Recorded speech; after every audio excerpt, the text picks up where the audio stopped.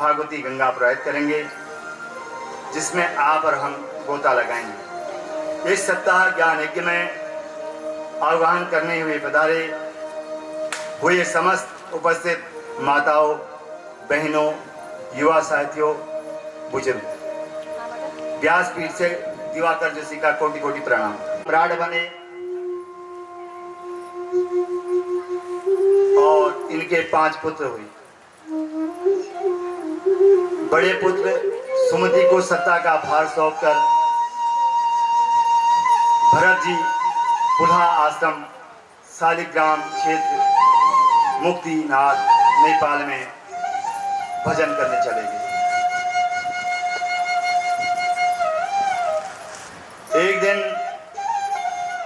गंडकी नदी में स्नान करने के बाद भरत जी भगवान सूर्य नारायण को अर्घ्य दे रहे थे। इतने में वहां पर एक गर्भवती मिर्गी आ पहुंची और गर्भवती मिर्गी ने नदी को पार करने के लिए छलांग लगाई और उसी क्षण उसके गर्भ का जो बालक था वो पैदा हो गया। बच्चा पैदा होते ही पानी में गिरा और मां हिरणी का प्राणांत हो गया। भरत जी ने नदी में छलांग लगाई, हिरण के बच्चे को बचा लिया। दयया सर्वभूतेषु संतुष्ट्या येन केन वा सर्वे इंद्रियाणि पश्यन्त्यर्थं भवमुक्ति च मन्नना। जीव मात्र पर दया करना सीखो, परंतु कभी कभी सात्विक भ्रांतियां भी जो है जीव के बंधन का कारण बन जाती है।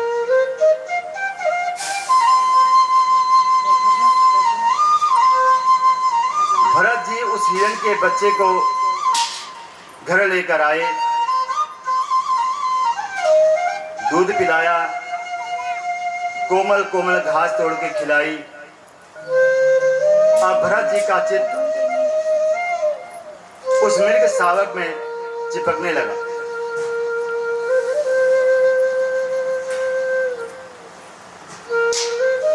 वही दया धीरे धीरे मोह में बदल गई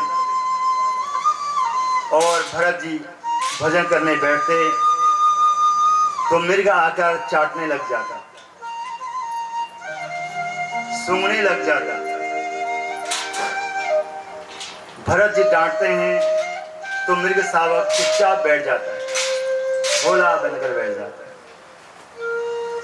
धीरे धीरे भरत जी का मोह प्रबल होता गया। एक दिन वह मृग जो है अपने सजातीय मृगों के झुंड में चला गया। भरत जी ने चारों तरफ ढूंढा, वह मृग कहीं नहीं मिला और भरत जी उस हिरण के प्रेम में पागल हो गए और सूर्य भगवान से पूछ रहे हैं, चंद्र भगवान से पूछ रहे हैं। भरत जी ने उसी हिरण के प्रेम में शरीर को त्याग दिया। अंते या मति सागति, जिसकी याद में मरोगे तो वही बनोगे।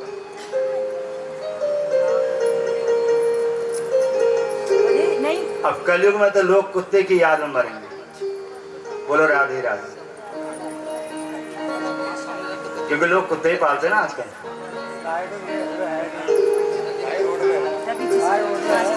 तो अपनी मति, इस मति को भगवान के चरणों में लगाओ।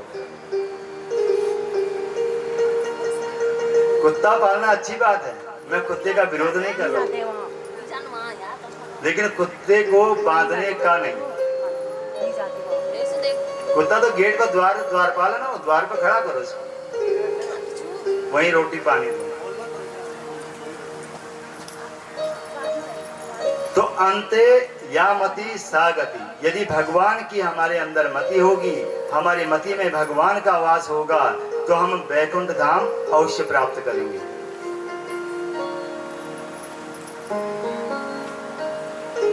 चिंतन मृग का हुआ तो अगले जन्म में क्या बने, मृग योनि को प्राप्त हो गए। और मृग योनि में भी भरत जी को पूर्व जन्म की जो है स्मृति बनी रही।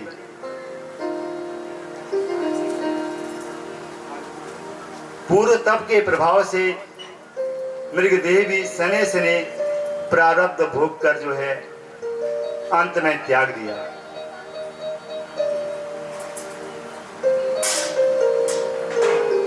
और जब हिरण का शरीर उनका छूटा तो पिछले जन्म के पुण्य कर्मों के कारण पुनः मनुष्य जीवन जो है प्राप्त हुआ।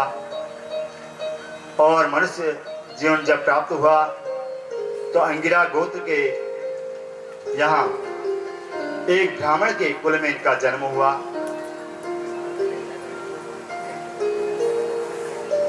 जन्म से ही परम ज्ञानी, किसी से कोई मतलब नहीं।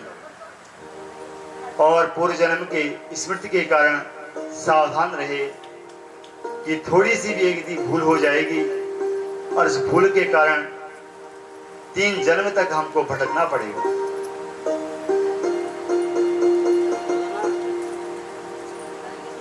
और फिर मनुष्य जीवन मिला है, अगर किसी वस्तु में, किसी व्यक्ति में कहीं भी मेरी ममता होगी तो ये ममता मुझे बंधन में डाल देगी।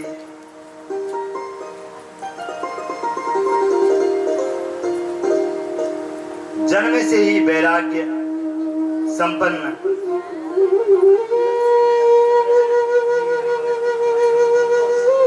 जड़ भरत जी, माँ देती तो खा लेते, नहीं देती तो कोई मतलब नहीं। मांगते भी नहीं थे कि मुझे भूख लगी है, मुझे प्यास लगी है, कोई दे तो खा ले, न दे तो ठीक है। धीरे धीरे बड़े हुए, समय आने पर पिताजी ने इनका यज्ञोपवीत संस्कार किया। और यज्ञोपवीत संस्कार में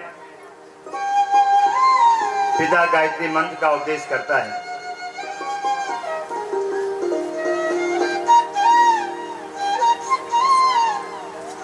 और बोले इसे याद कर लो।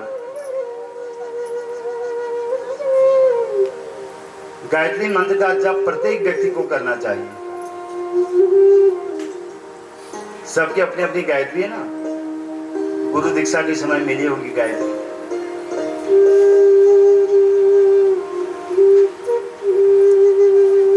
लेकिन भरत जी ने कभी गायत्री मंत्र याद करके नहीं सुनाया। पिताजी इनको पढ़ा पढ़ा कर परेशान, और जड़ भरत जी याद ही नहीं करते थे।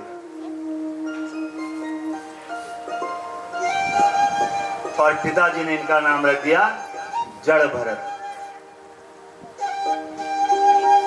जड़ माने मूर्ख। समय बीता, पिताजी की भी मृत्यु हो गई और माँ भी वैकुंठ लोक को चली गई।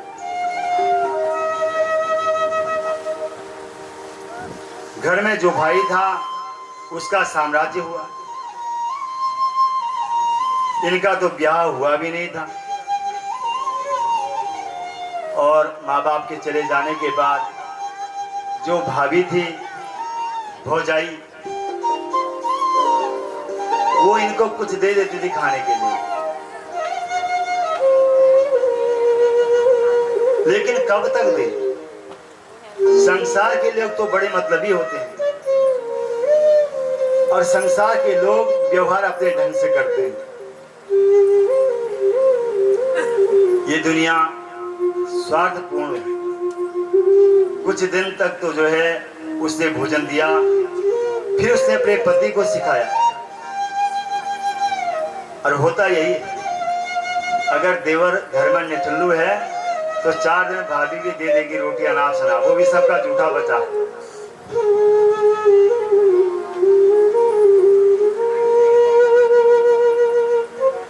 अपने पति को सिखाया, बोले ये तुम्हारा भाई जो है ना, ये खाली बैठा रहता है, ये करता धरता कुछ नहीं है, केवल खाता है, करता कुछ नहीं है, कुछ इससे काम ले लो। तो भाई अपने भाई को लेकर खेत में गया काम कराने के लिए। भरत जी ने सोचा आज यदि हम काम करेंगे तो ये कल हमें दूसरा काम बताएगा।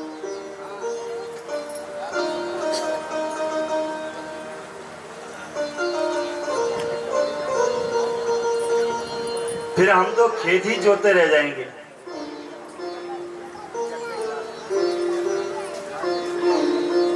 आए थे हरिभजन को, ओटन लागे कपास।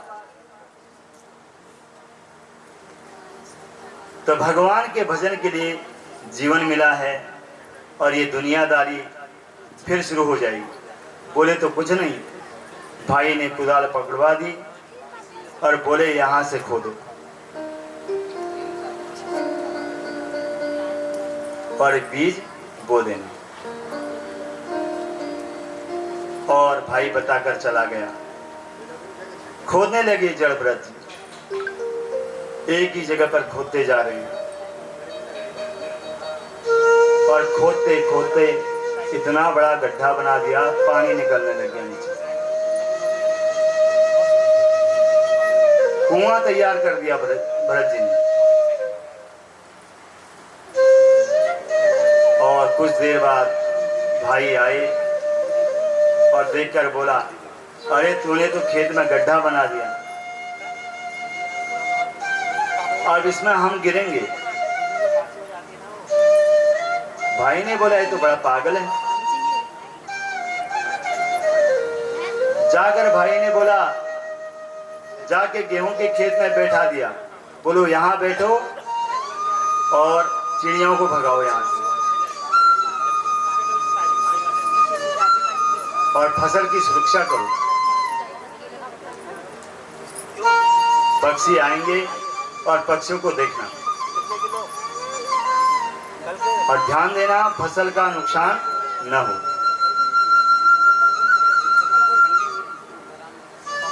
बोले ठीक है भैया। बैठ गए। पक्षियों का समूह आया, गेहूं की फसल पर, गेहूं की बाली पर बैठा और बैठकर पक्षी खाने लगे और जड़भरत जी महाराज चुपचाप बैठे रहे। देखते रहे, वाह कितने सुंदर ये पक्षियां हैं, भगवान की कितनी सुंदर सृष्टि है, कितने सुंदर सुंदर पक्षी और इनके रंग कितने सुंदर हैं, कितना सुंदर लग रहे हैं, इनकी वाणी कितनी मधुर है। ये बेचारे कहाँ खेती करने जाएंगे, खाने दो, खूब खाने दो, चुपचाप नाम ले रहे हैं, राम जी की चिड़िया, राम जी का खेत, खाओ रे चिड़िया भर भर पेट। तुम्हारा क्या लग रहा है, खाओ।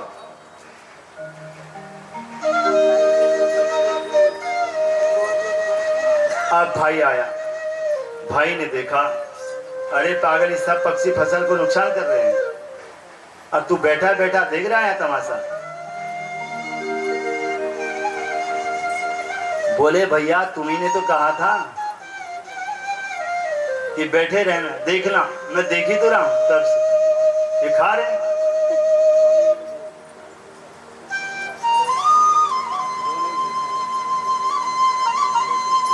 वाह भाई ने कहा, निकल जा मेरे घर से, अब तुझे हम बैठा कर खिला नहीं सकते, अब जाओ निकलो यहां से।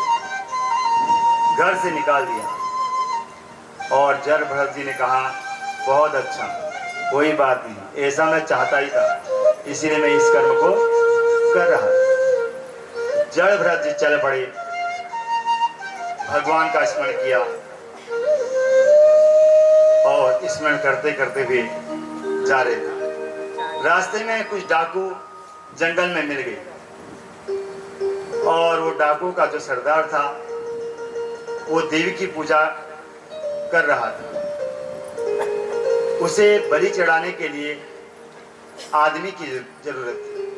वो आदमी को ढूंढ रहा था, कोई आदमी मिले तो बलि चढ़ाऊं। और मिल गए जड़ भरत जी, पकड़ लिया और बोले ले चलो इसको। लेकिन जड़ भरत जी ने विरोध नहीं किया। जड़ भरत जी ने सोचा यदि भगवान की यही इच्छा यदि रही तो कोई आपत्ति नहीं। इसी प्रकार मेरी मृत्यु का यदि विधान बना हुआ होगा तो कोई आपत्ति नहीं।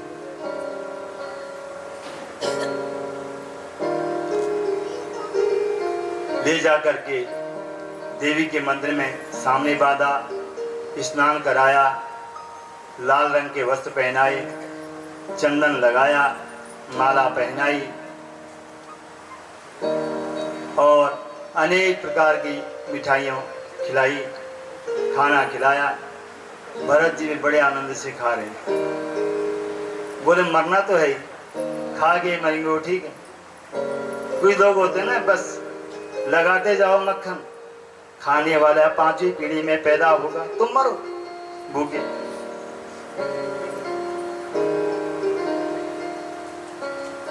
किसके लिए जोड़ा है? कोई किसी का इस जग में? कोई किसी का नहीं है। कोई जब तक माल जेब में होगा सब तुम्हारे हैं। अब माल खत्म, कोई तुम्हारा नहीं।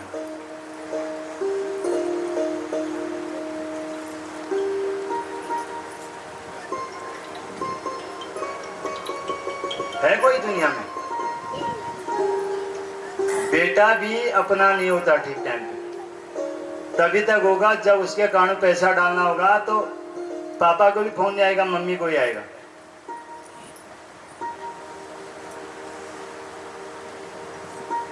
अब पैसा गया अकाउंट में, मम्मी की याद नहीं, पिताजी की याद नहीं, ठीक अगले महीने फिर याद करेगा। ये दुनियादारी ऐसी।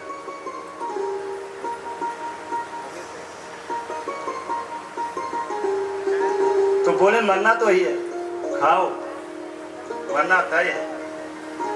तो जब किसी पशु को यज्ञ में के युग में बांध दिया जाए तो फिर उसकी मृत्यु जो है निश्चित है, कोई टाल नहीं सकता। जड़ भरत जी ने सोचा अब तो मरना ही है, क्या करें। और ज्यों ही वो डाकू तलवार लेकर जड़ भरत जी को मारने के लिए उद्यत हुआ, तब तक सामने से जो देवी की प्रतिमा थी वो प्रतिमा बीच से फट गई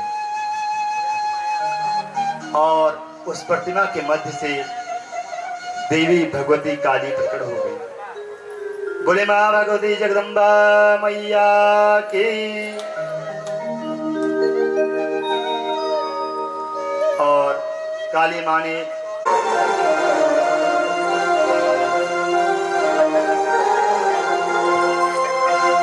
जिधर तुम छुपे हो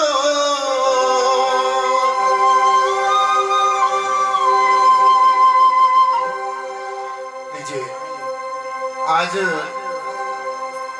भगवान जी के दर्शन होने वाले हैं। आज जन्मोत्सव है भगवान जी का। तो कौन कौन देखना चाहते हैं भगवान जी को?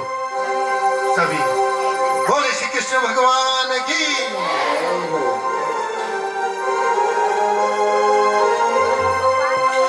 जिधर तुम छुपे हो उधर देखना है,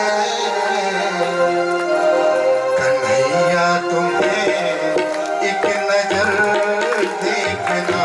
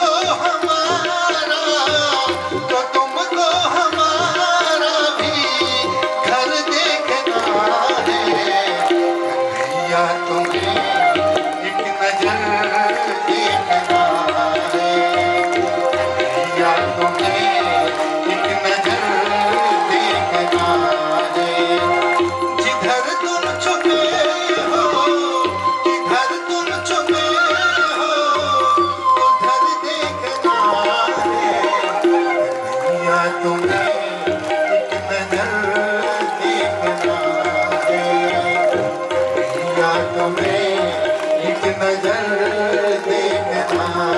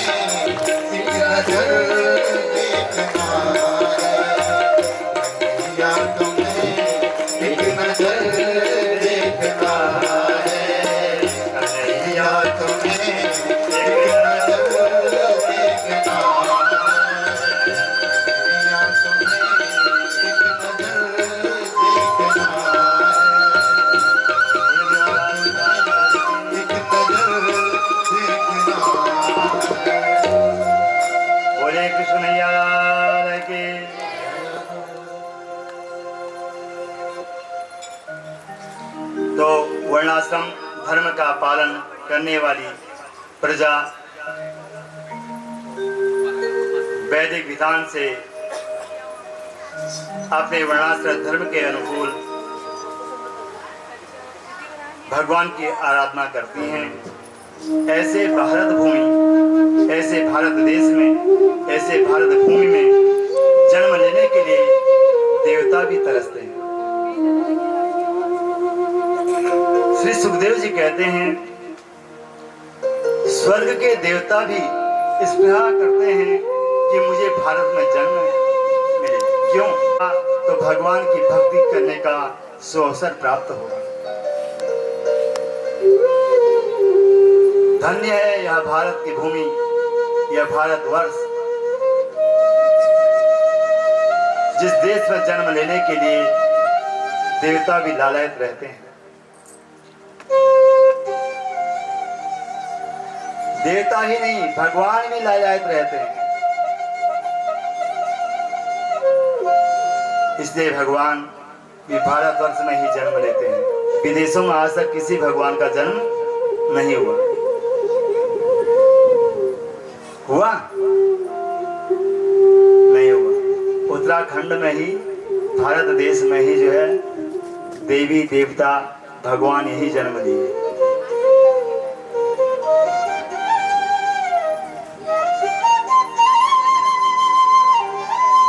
इसी भारतवर्ष में जन्म लेते हैं, अवतार लेते हैं, राम रूप में, कृष्ण रूप में, नरसिंह रूप में, बौद्ध रूप में। ये भारत भूमि है।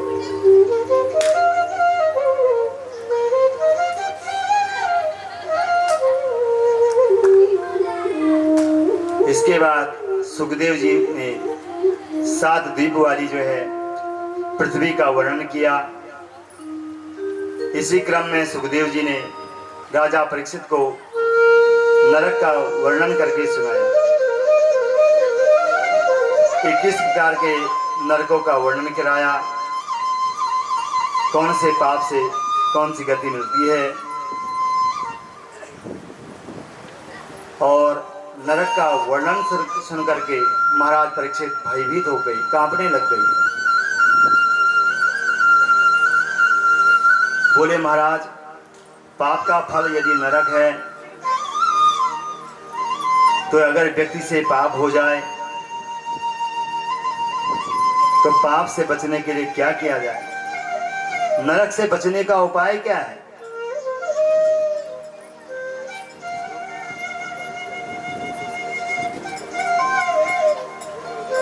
कि हम नरक जाने से बच जाएं। तो सुखदेव भगवान ने कहा, भगवान की भक्ति के द्वारा जीव के जन्म जन्मांतर के पाप नष्ट हो जाते हैं।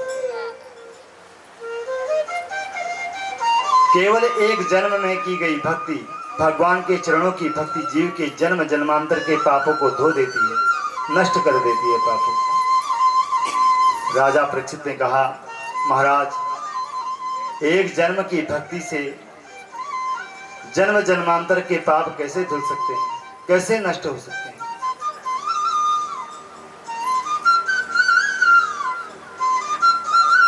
तो सुखदेव जी कहते हैं, कान्यकुब्ज देश में एक ब्राह्मण था जिनका नाम था आत्मदेव।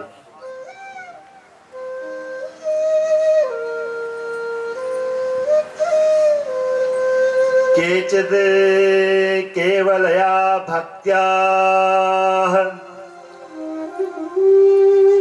वासुदेव परायणः।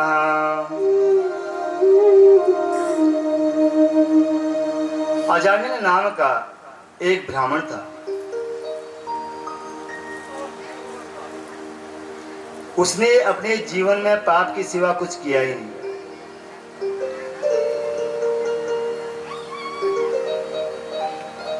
पहले तो बड़ा अच्छा था, विद्वान था, सब कुछ था, लेकिन जैसे समय आया तो बुद्धि भ्रष्ट हो गई।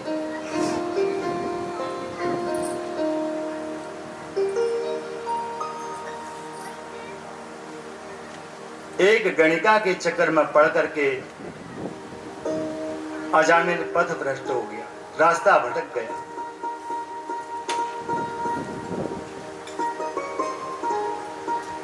और सारे पाप कर्म में लीन हो गया। दास्याः ससर्ग दूषितः।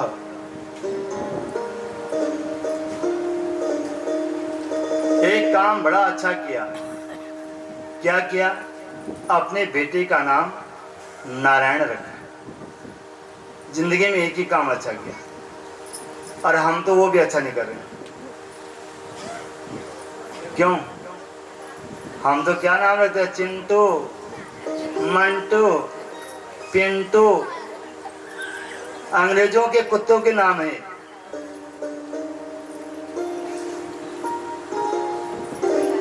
और तब आ रहा बुढ़ापा, तो बेटा कुत्ता बनकर ही काटने आ रहा तुम्हें।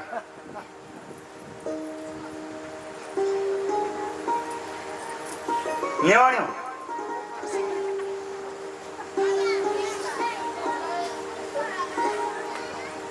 नाम की अपनी महिमा है, नाम का अपना वर्चस्व होता है। यथो नामम तथो गुण, जैसा नाम होगा उसका वैसा गुण व्यवहार होगा। आजकल तो पंडित जी ख्यास के अंदर लुआ बनना है, पंडित जी नाम हम उधर हैं, तुम खाली पूजा कर दो, नाम हम अपने सुनाते हैं। तुम जाओ, तुम्हें वरना देर होनी है, तुम जल्दी जाओ।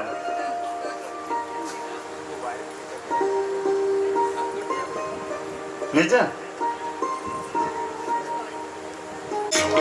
को तारा तुमने द्रौपदी को तारा, को तारा तुमने द्रौपदी को तारा, यशोदा को तारा तुमने द्रौपदी को तारा, यशोदा को तारा तुमने द्रौपदी को तारा।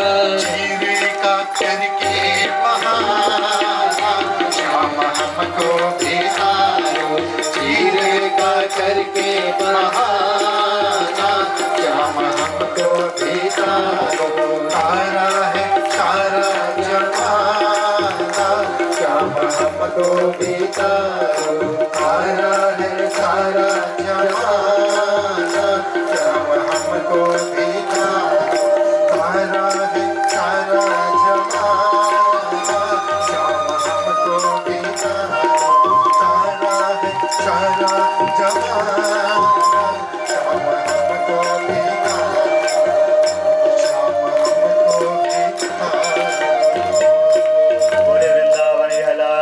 की, कृष्ण मैया लाल की, उमापति महादेव शंकर भगवान की।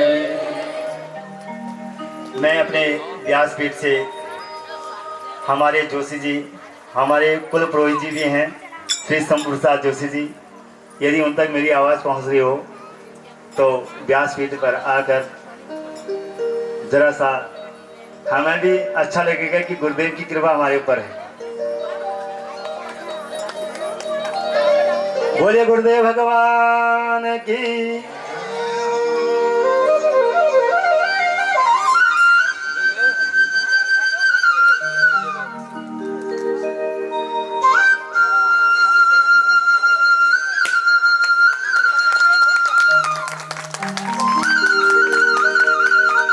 इसी क्रम में मैं माननीय पुरोहित जी से आग्रह करूंगा, डॉक्टर साहब आकर व्यासपीठ से आशीर्वाद ग्रहण करें। और इसी क्रम में हम माननीय सती जी से भी आग्रह करेंगे, सती जी से आग्रह करेंगे।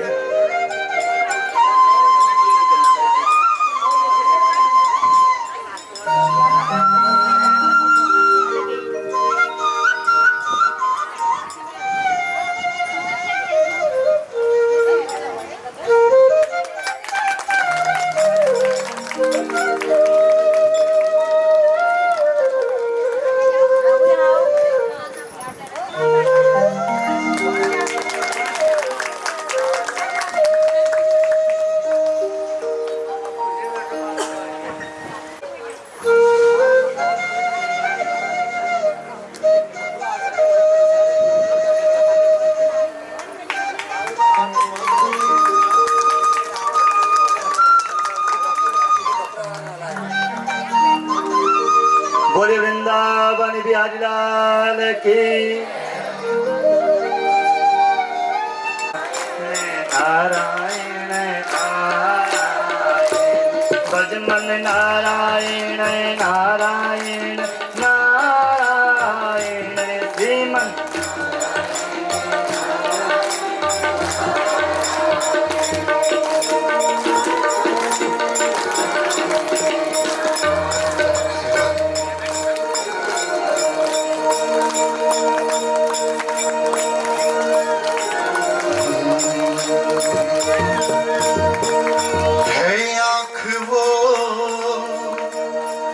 जो शाम का दर्शन किया करे,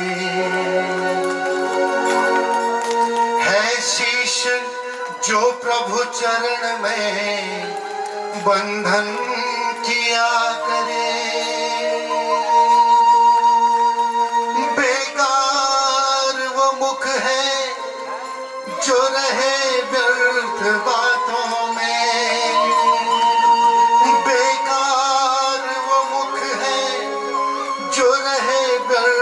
बातों में। मुख वो है जो हरि नाम का सुमिरन किया करे, मर कर भी अमर नाम है उस जीव का जग में।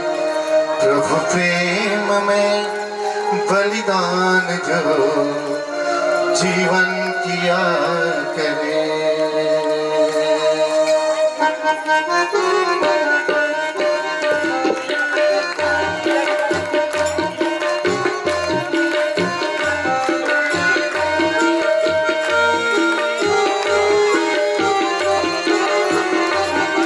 सभी तालियों के साथ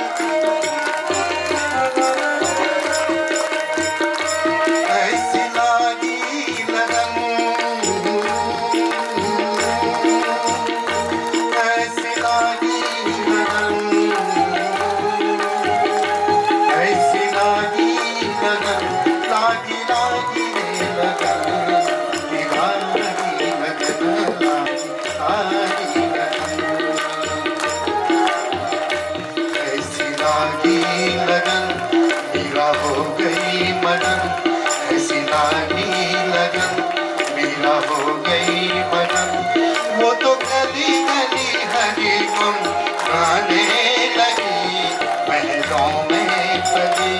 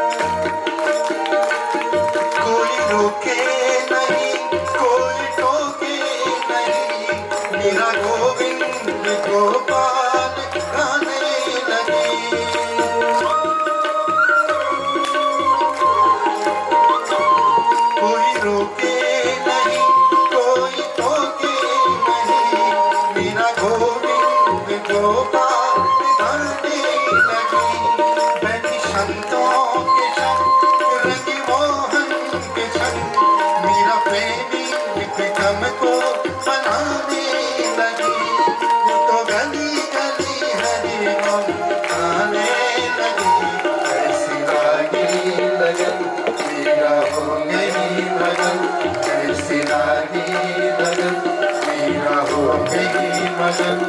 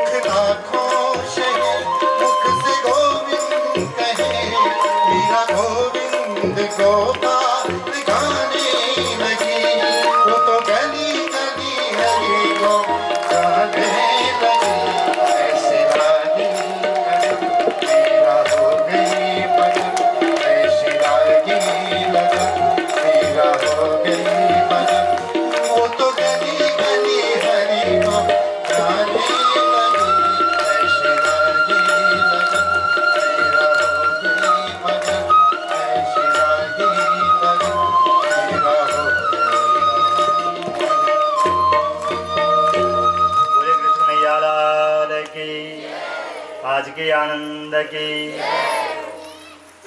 मैं यहाँ के कुल पुरोहित जो अपना हित छोड़कर दूसरे का हित करता है वो है पुरोहित।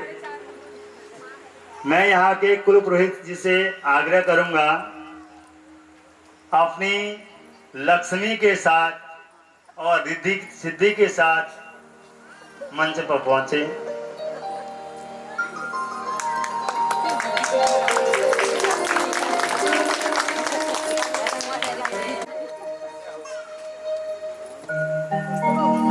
इनके लिए जोरदार तालियां।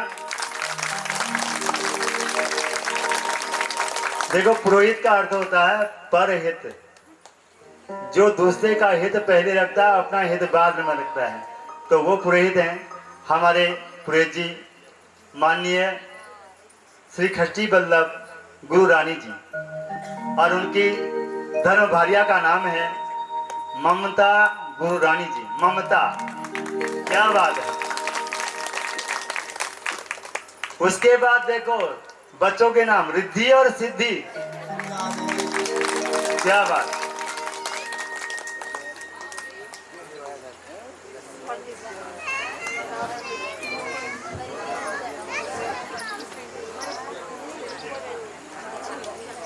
बहुत बहुत धन्यवाद।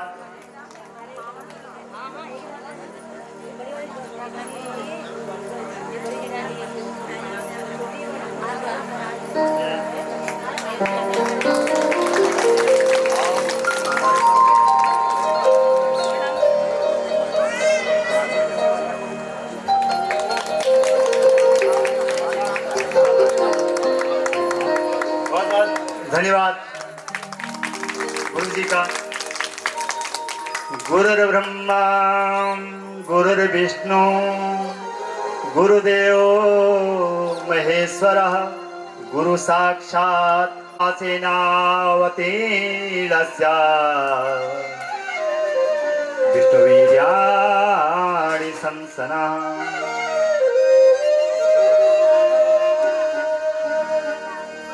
बोले कृष्ण कन्हैया लाल की।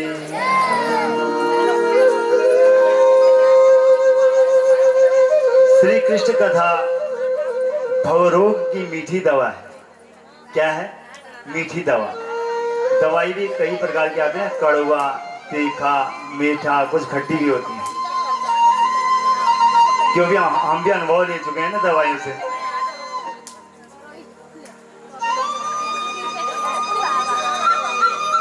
एलोपैथिक का भरोसा नहीं, एलोपैथिक का भरोसा नहीं, कब कौन सी दूसरी बीमारी उपजा दे।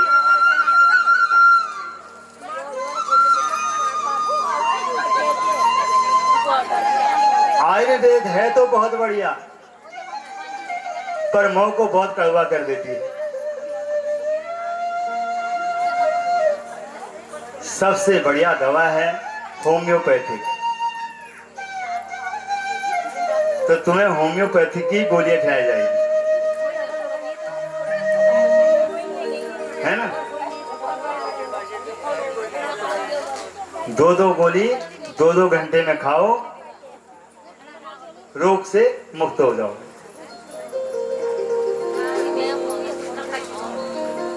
तो ऐसे ही कृष्ण कथा की जो औषधि है वो भवरोग की मीठी दवा है। भक्ति रस बिल्कुल मीठा है,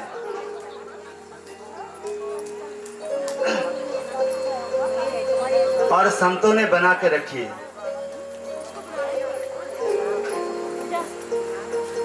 और भक्ति, भगवत भक्ति का जो है पान करें। हे राजन, मथुरा के राजा उग्रसेन थे, और आहुक उनका उग्रसेन जी का जो है पुत्र था। उग्रसेन की पत्नी का नाम था पवन रेखा। सखियों के साथ बगीचे में घूम रही थी। अचानक कालनेमी नाम का जो है राक्षस आया और उग्रसेन का रूप बना करके आया और समागम करने लगा। और पवन रेखा के मना करने पर राक्षस कालनेमी नहीं माना, तो बलपूर्वक समागम किया। बाद में अपने वास्तविक रूप में आ गया। तब पवन रेखा श्राप देने लगी। राक्षस बोला, हे रानी, श्राप मत दे, तेरे उदर से विश्व विजयी प्रतापी पुत्र होगा।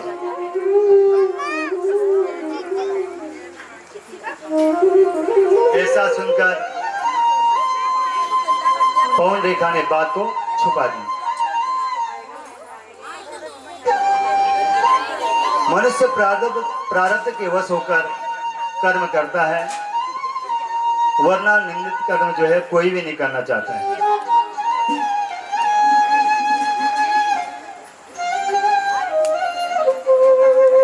तो प्रारब्ध के वश में होकर पवन रेखा ने ये निंदित कर्म किया और उसे भी छुपा लिया, क्योंकि कंस का जन्म होना था। होनी बड़ी प्रबल होती है, और समय आने पर कंस का जन्म हुआ। कंस कौन है? जो दूसरे का अंश खाए, वही तो कंस है। और आजकल हर कोई दूसरे का ही अंश खाता है। देव उसकी मेहनत काट दी, देव उसका ऐसा कर दिया, कर्जा मांगा वापसी नहीं दिया, यही तो है, वही कंस है। और कंस का जन्म भादो महीने में हुआ और अपनी मां को अत्यंत कष्ट देकर जो है कंस का जन्म हुआ। और जन्म होते ही पवन रेखा ने उसे कांस में छुपा दिया। कांस होता है, एक कुश होता है, एक कांस होता है, तो कांस की झाड़ी में उसको छुपा दिया। महाराज सूरसेन को स्नान करते समय मिल गया।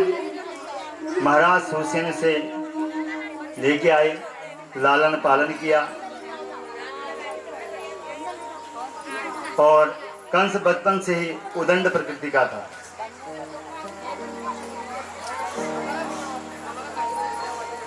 और बड़ा उत्पाती था। भगवान की प्रेरणा से नारद जी ने कंस को बता दिया कि तुम्हारे वास्तविक पिता तो मथुरा के राजा उग्रसेन है।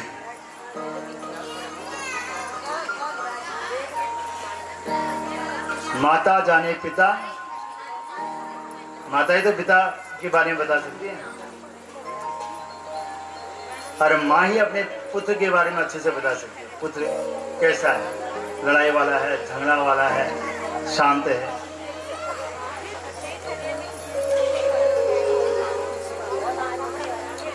तब कंस जो है मथुरा आकर अपने माता पिता से मिल गए। अब यहाँ अनेक उत्पाद वहां भी करने लग गए। ब्राह्मणों संतों का अपमान करने लगा, यज्ञ आदि अनुष्ठानों पर प्रतिबंध लगाने लग गया। अपने पिता उग्रसेन को भी जो है काफी सताया और जरासंध की पुत्रियों से अस्ति और प्रशस्ति से जो है विवाह कर लिया। जब जब होई धर्म की हानि, बढ़ी असुर अधम अभिमानी। जब जब होई धर्म की हानि, बढ़ी असुर अधम अभिमानी। तब तब धरे प्रभु विविध शरीरा, हरहि दया निधि सज्जन पीरा। और पृथ्वी पर जब अत्याचार होने लगे तब पृथ्वी पर ब्रह्मा जी के पास जाकर प्रार्थना करने लगी। ब्रह्मा जी सहित सब देवों ने मिलकर भगवान की प्रार्थना करी और इधर प्रार्थना पूर्ण होते ही आकाशवाणी होगी। वसुदेव गृहे साक्षात् भगवानः पुरुषः परः, जनिष्यते तत्प्रियार्थं संभवन् सुसुरस्त्रियः। परित्राणाय साधूनां विनाशाय च दुष्कृतां, धर्म संस्थापनार्थाय संभवामि युगे युगे। और भगवान वासुदेव का प्राकट्य वसुदेव के घर में बहुत जल्दी होने वाला है। शंका, भगवान तो मामा कंस के जेल खाने में आई और वसुदेव के घर में नहीं, फिर गृह का मतलब? ये तो जेल में थे, फिर घर का मतलब क्या हुआ? समाधान करते हैं, न गृहम गृहमित्याहु गृहिणी गृह मुच्यते। ईंट पत्थर के घर को घर नहीं कहते हैं, जहां पर निवास होता है उसी को घर कहते हैं।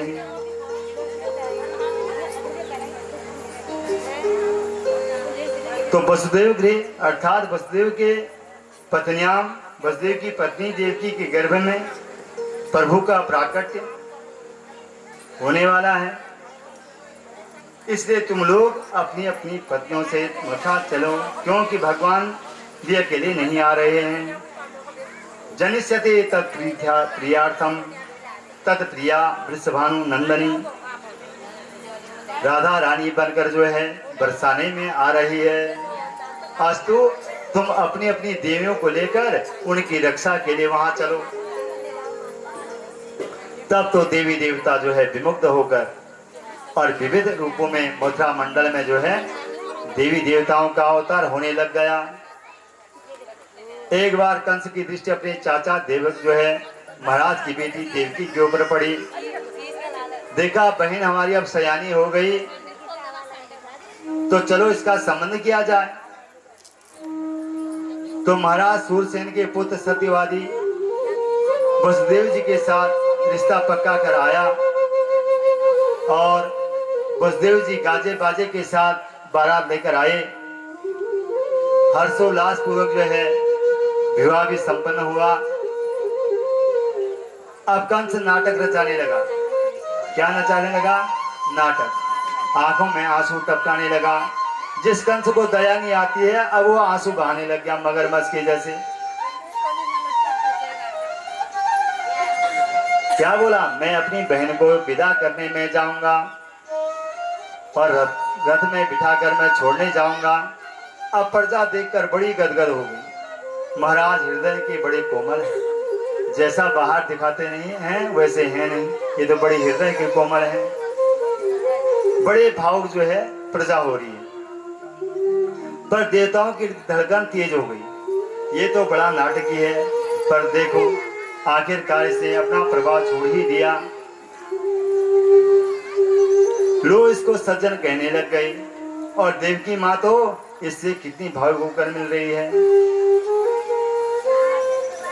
यदि कंस देवकी माँ पर का जो है कृपा पात्र बना रहा तो देवकी नंदन इसे कैसे मारेंगे? इससे इसका असली चेहरा समाज के सामने प्रकट करना होगा। अब जैसे ही कंस देवकी को रथ में बिठाकर स्वयं रथ हाँकने कर चला और अपनी बहन को विदा दे रहा था, तो सो देवताओं ने आकाशवाणी कर दी, अस्यास्त्वाम् अष्टमो गर्भो हंतामाम बहसेदवुद। अरे मूर्ख, अज्ञानी, अबुध कंस, जिस बहन को तू इतनी प्रसन्नता के साथ जो है विदा कर रहा है, इसी का 8वां गर्भ जो है तेरा काल बनकर आएगा। इसका 8वां पुत्र तेरा काल बनेगा। जैसे ही महाराज कंस ने आकाशवाणी सुनी, आकाशवाणी सुनते ही कंस का सारा प्रेम चटपट गायब।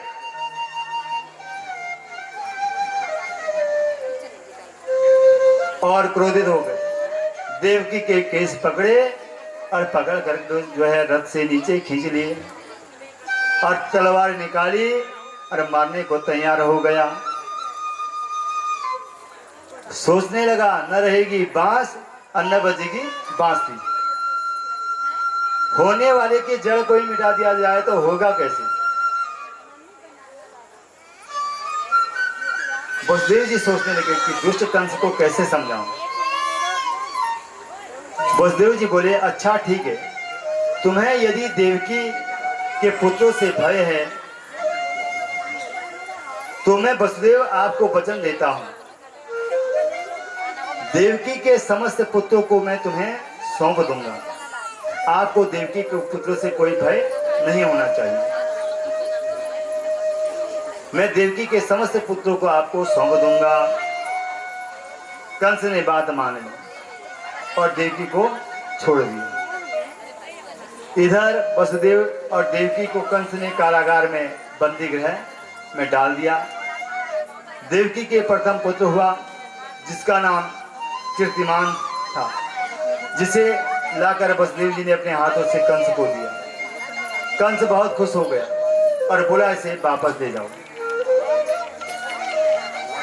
इससे मुझे कोई डर नहीं। मेरा तो 8वां काल है, पहले से कोई मतलब नहीं मुझे, पहला दूसरा तीसरा जो भी होगा उससे मतलब नहीं, 8वां मेरा काल है। प्रतियांत कुमारोयम न हाष्ट्या दस्ति में भयम, मुझे पहले से कोई भय नहीं, 8वें से मुझे भय।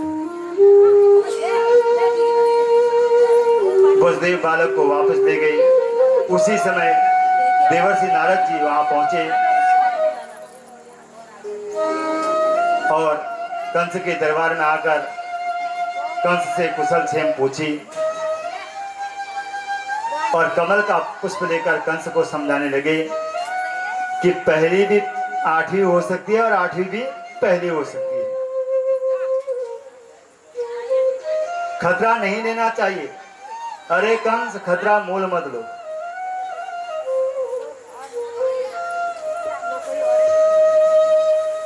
और देखो कुछ लोग ऐसे होते हैं ना, दूसरे के बोलने पर ज्यादा चलते हैं, अपनी बुद्धि से नहीं, दूसरा जैसा बोलेगा वैसा करेंगे।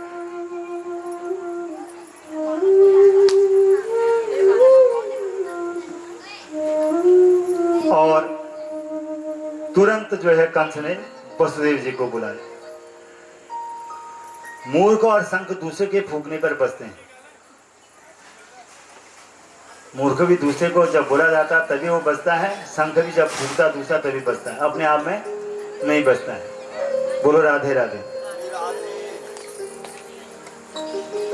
और दूसरा है सुसेन, तीसरा है भद्रसेन, चौथा है रिजु, 5वां है संवर्धन, 6ठा है भद्र, 7वां है संकर्षण और 8वें स्वयं भगवान नारायण है। बोल नारायण भगवान की। अब 7वें गर्भ में साक्षात भगवान शेष जी पधारे और भगवान ने योग माया के द्वारा को बुलाकर कहा, देवी एक काम करो, संकर्षण का आकर्षण करो, देवकी के गर्भ से रोहिणी के गर्भ में पहुंच जाओ और तुम यशोदा मैया की पुत्री बनकर पहुंचो और मैं देवकी का अष्टम पुत्र बनकर के आ रहा हूं। अब कंस तुम्हें साधारण कन्या समझकर मारने का उद्यम करेगा तो तुम अष्टभुजी बनकर जो है प्रकट हो जाना। और योग माया ने वही किया जो भगवान ने आदेश दिया था। अब अष्टम गर्भ में भगवान पधारे तो देवकी मैया का मुख कमल जो है बड़ा ही जगमगाने लगा। इतना तेज मुख पर मंडल पर आ गया कि बंदी गृह का अंधेरा भी जो है दूर हो गया। अब कंस सोचने लगा, मैंने पहले देवकी को इतना तेज युक्त नहीं देखा था,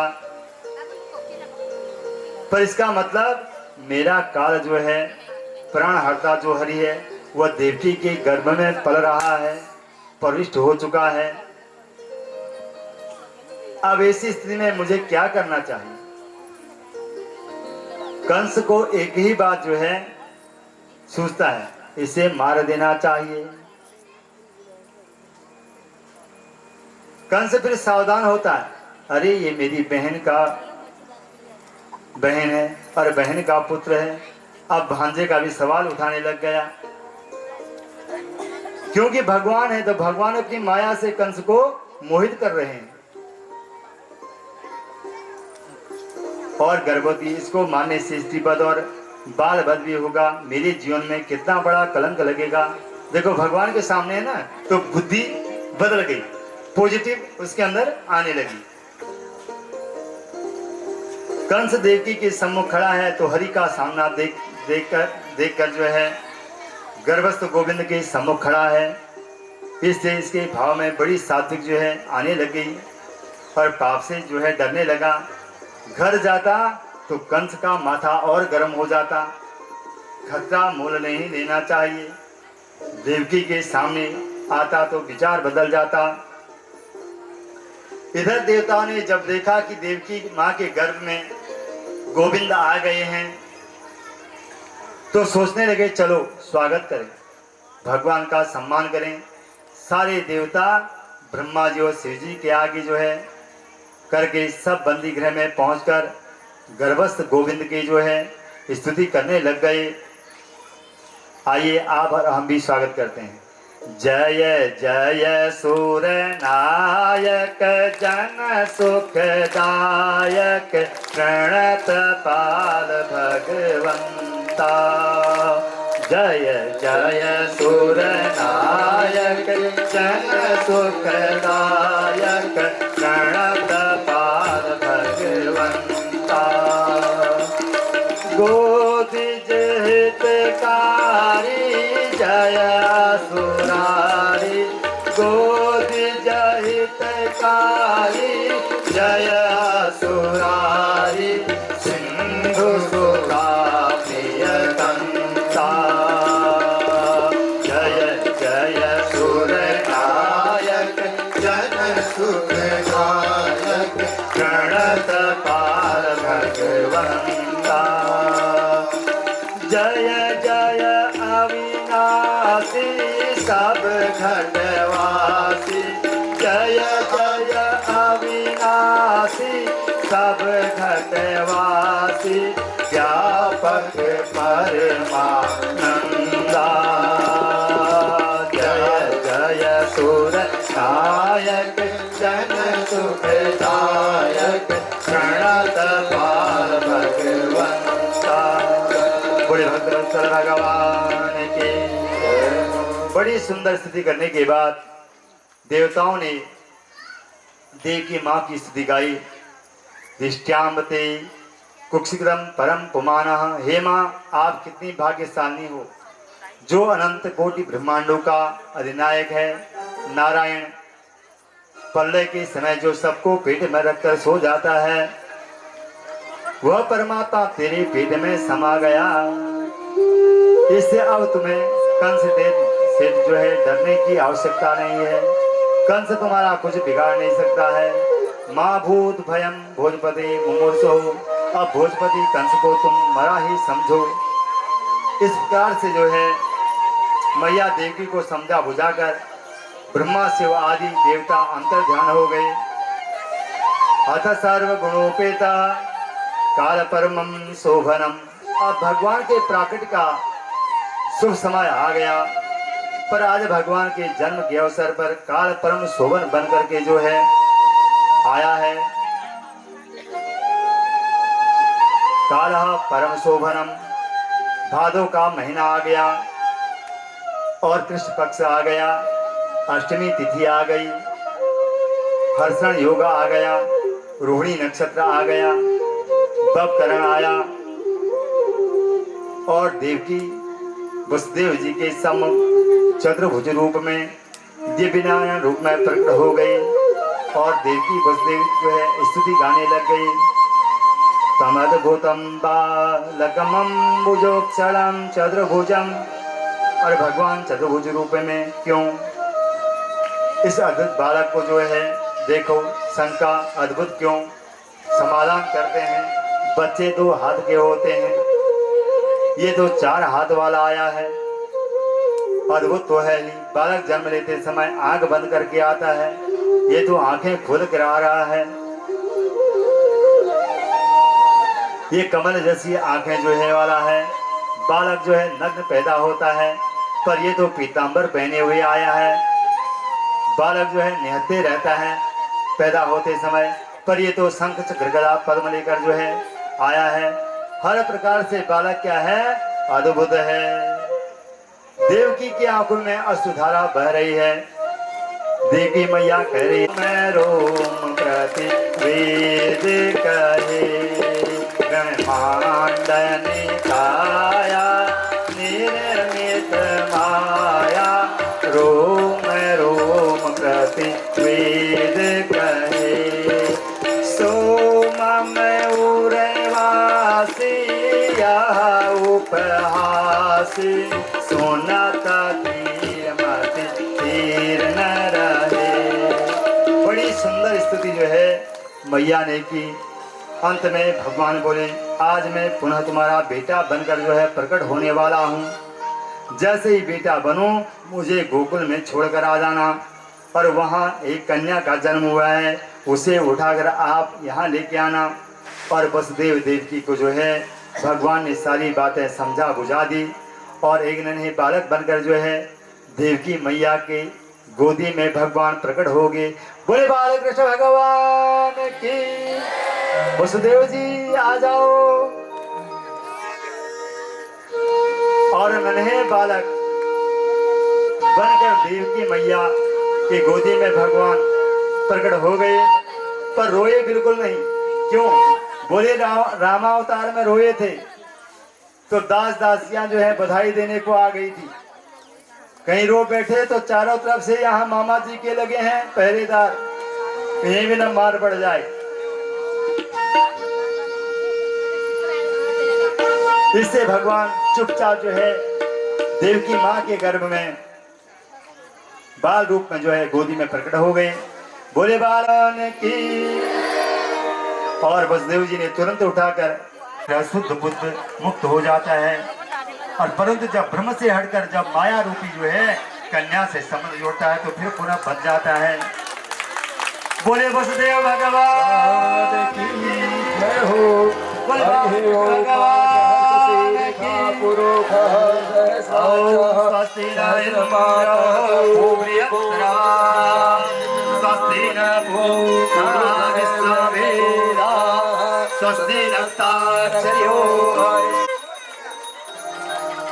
हरे ओम पूजन करा दो गुरु जी। हरे ओम सहस्रवीरका पुरुषः सहस्राच सहस्रपाता भूमिको सर्वतत्त्वात् तीर्थसाङ्कुलं पुरुषे वेदको सर्वं जगभूतं जगभाव्यं भूतामृतशेषानो जदन्तेनानिरोधेतावानस्य महिमातो जायांस पुरुषपादो विश्वा भूतानि त्रिपादस्यामृतं दिवि त्रिपादोर्धौदय पुरुषपादो से आभवत् पुनः ततो विभुण्ड विक्रामशासनान सने अभि ततो विराट जायत विराजो अधिमृग सुजातो अतिरिचत पश्चात् भूमि मधो पुरः चन्द्रमा मनसो जात चक्षुः सूर्यो अजायतः श्रोता त्वायिष प्राणस्मुखा दग्निरजायतः नाभ्यासिदन्तरिक्षगो शीर्ष्णोर्योः समरोदिता परिभ्राम भूमि निशा श्रोता तथा लोकान् अगर्वयन्नाद्भ्यः समृतं मृगदाद्यं पशुस्तान् चक्रे वायव्यानारण्या ग्राम्या जगनेन्द्रगणमयदन्तदेवास्तानि धर्माणि प्रथमान्यासन्ना तेनाकं महिमानः स्वतन्त्रपूर्वे साध्याः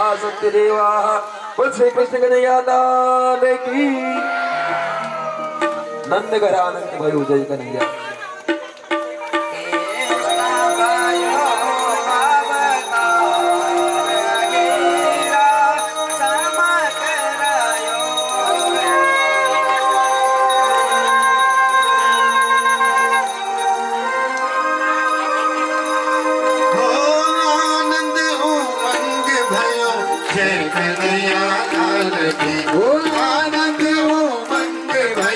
जय कन्हैया लाल की। ओ नंद के आनंद भयो जय कन्हैया लाल की। ओ नंद के आनंद भयो जय कन्हैया लाल की।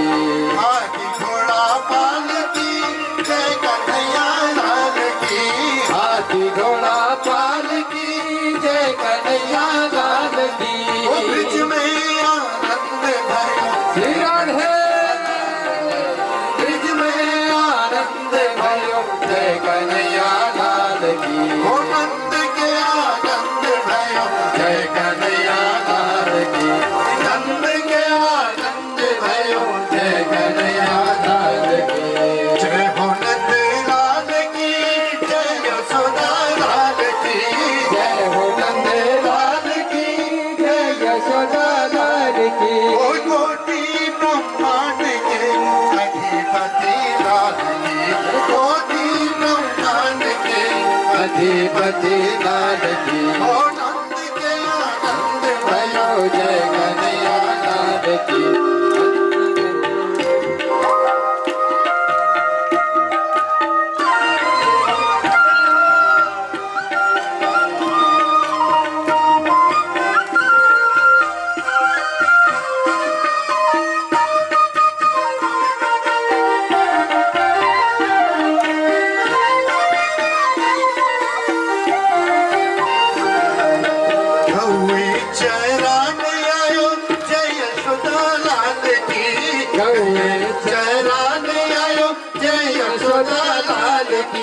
गौए चराने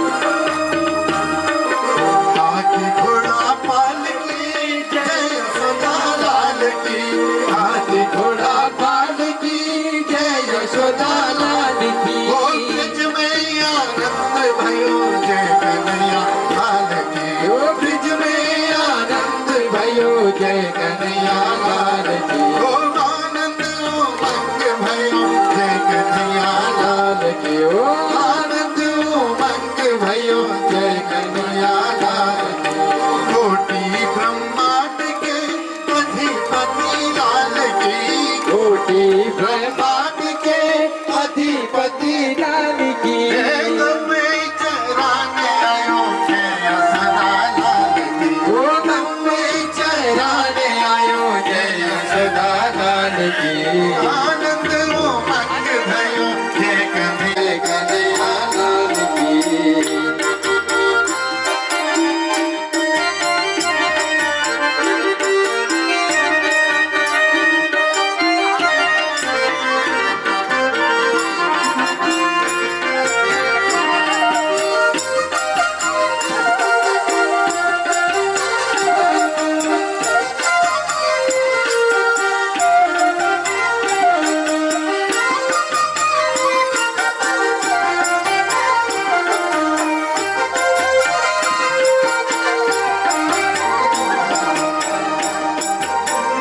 पूनम की चंद्र जैसी शोभा है गोपाल की पूनम की चंद्र जैसी शोभा है गोपाल की पूनम की चंद्र जैसी शोभा है गोपाल की पूनम की चंद्र जैसी शोभा है गोपाल की ओ भक्त के आनंद कन जय यशोदा लाल की भक्त के आनंद कन जय यशोदा लाल की ओ आनंद उमंग भयो जय कन्हैया लाल की आनंद उमंग भयो जय कन्हैया लाल की हाथी घोड़ा पाल की जय कन्हैया लाल की हाथी घोड़ा पाल की जय कन्हैया लाल की ओ नंद के आनंद भयो जय कन्हैया लाल की ओ नंद के आनंद भयो जय कन्हैया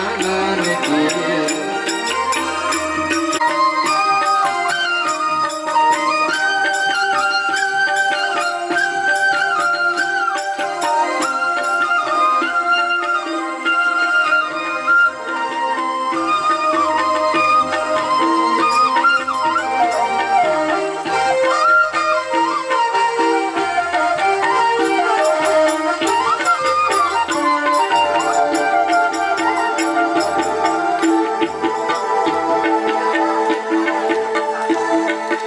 ओठ में मुरुजी क्या भलो लगी रो मैया तेरो नंद लाल क्या भलो लगी रो मैया तेरो नंद लाल क्या भलो लगी रो मैया तेरो नंद लाल क्या भलो लगी रो मैया तेरो नंद लाल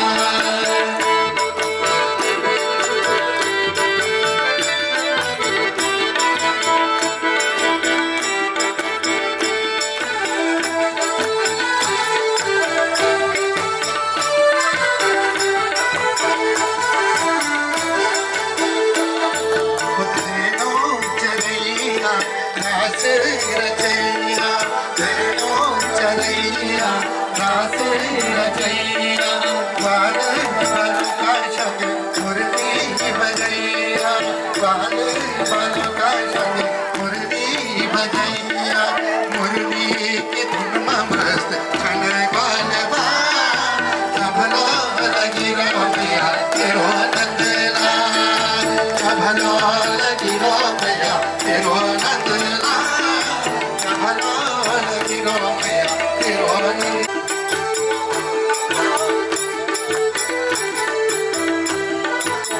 आनंद कुलाल यशोदा गोपाल नंद कुलाल यशोदा गोपाल अत्याचारी मामा कंस कुकाल अत्याचारी मामा कंस कुकाल बूटी ना बजे करे करो शेष बार क्या भलो लगी रो मैया तेरो नंद लाल ओठ में मुरुजी कमर में रुमाल क्या भलो लगी रो मैया तेरो नंद लाल क्या भलो लगी रो मैया तेरो नंद लाल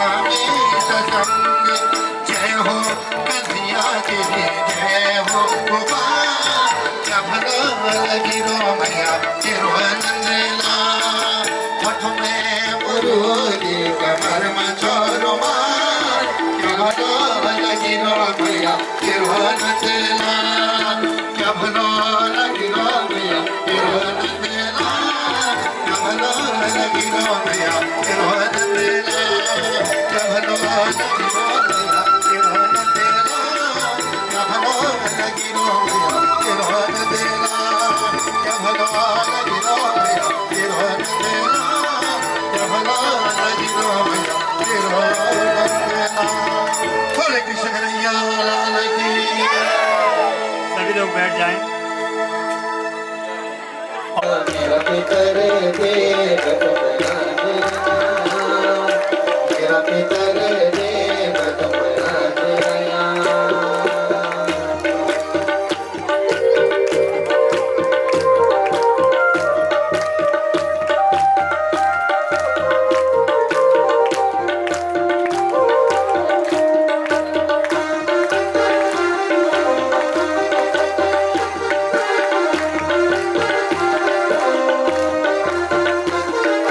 ज्योति के बुलोला पूज के पठोला ज्योति के बुलोला पूज के पठोला अन्य धन मन से तुम्हारी सेवा करोला अन्य मन धन से तुम्हारी सेवा करोला हे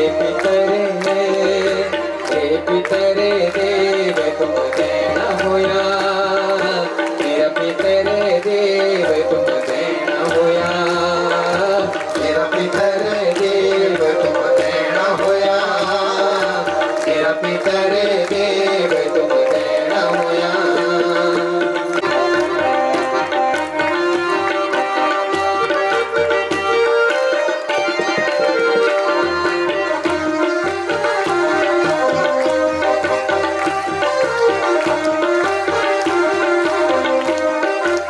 हे बेनामी की सब पूजा करोला हे बेनामी की सब पूजा करोला दूध प्याण करी की तुमो के मनोला दूध प्याण करी की तुमो के मनोला हे पितरे मेरा पितरे देव तुम देना होया मेरा पितरे देव तुम देना होया मेरा पितरे देव तुम देना होया मेरा पितरे देव तुम देना होया